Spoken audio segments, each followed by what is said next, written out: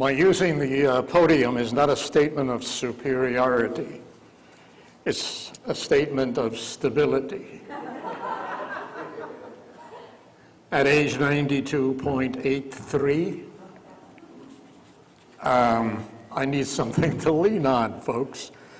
Well, when I got this assignment, searching for the mother of Miami Unitarianism, I had no idea how far back I would go. And I'm going to throw a few names at you that even Alice Lingsweiler didn't know. I searched at Lucy Proctor. Now, Lucy Proctor, her money is still in our fund, as goes with Elva Caldwell. These were dynamite women.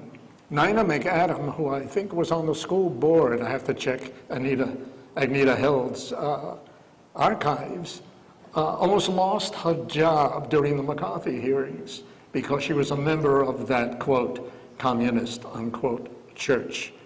And Helen Williams, of course, Alice would remember Helen. Helen was the administrator, but she was more than that.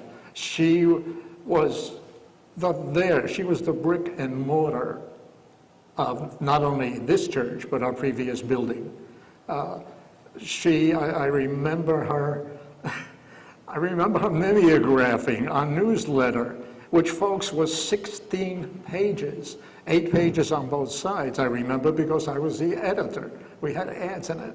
And she mimeographed it, hand crank mimeograph machine. If you can imagine what that was like, that was just a little thing there. But then finally, I came up with the individual that I would consider to be the mother of Miami Unitarianism, and that is Ramona Sawyer Barth. I had the honor to have known her personally. Not only the honor, she was the wife of the founding minister of the first Unitarian Church of Miami. That's when we were 1U, Joseph Barth. I knew her well, and she was a force to be reckoned with. Both of them were just a beautiful couple, a very handsome couple, but more than that. She herself was a congregational minister's daughter. In fact, she preached a sermon from her father's pulpit at age 19. She graduated Phi Beta Kappa from Tufts University, magna cum laude, held a degree in divinity from Meadville Theological Seminary at the University of Chicago. She described her profession as minister's wife, but she was as well an author, a historian, a lecturer, a reviewer, a teacher. She taught courses in women's history, which she called women's her story. I just got a kick out of that. And in her spare time, the mother of 5 children. But most of all, she was a feminist before the word was even popular. She founded the main chapter of NOW, the National Organization for Women. She established a company specializing in T-shirts celebrating notable women in history, which she called She-Shirts.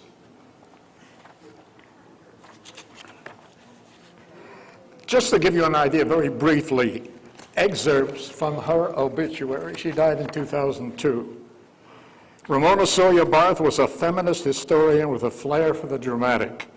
When she was protesting the image of women depicted at the Playboy Club in Boston, she brandished her granddaughter's pet rabbit, Pinky, and pointed out to the club's manager, quote, "This is a bunny. Your waitresses are women," unquote. On another occasion, she let a clutch of baby chickens loose in the lobby of a Boston TV station. Quote, she said, "These are chicks. I'm a woman. Do you know the difference?" she asked the station manager, who had just broadcast a program in which women were referred to as chicks. So talk about living out in the big world. She certainly was there all the time. Mrs. Barth, who sometimes wore a large carved wooden female figurine around her neck, once arranged a demonstration she called, quote, "Why We Burn, a feminist exercise in exorcism," unquote, in which passages that she found denigrating to women in the Bible and the Quran were burned. She bridled if addressed as Mrs. Barth. Even when filling out forms, she scratched out the Mrs. She was fond of calling herself Ramona X, way before Malcolm, to dissociate herself from the male establishment and identify herself with oppressed minorities. She didn't even like the word lady. She said it, quote, deprived women of their personhood.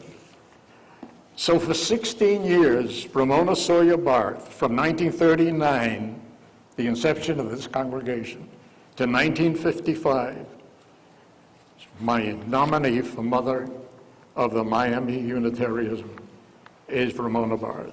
She continued for another 16 years, from 1955 to 1971, when Joe, and everybody called him Joe, became the minister of King's Chapel in Boston. If you haven't seen or been to that place, that's high church. That is Mecca. And I think John Quincy Adams is buried in the cemetery up there. So also, and then Joe was head of the UUA Department of Ministry. So she was more than just the minister's wife. Together, the Barths laid the groundwork to enable us to have this service here this morning. They mortgaged their home so the original building that was on Dixie Highway could be built. We are remiss in not recognizing the Barths. The Barths are mainly responsible for me to be celebrating this year, 2018, as my 70th anniversary in this religious institution. Thank you, Joe, and thank you, Ramona.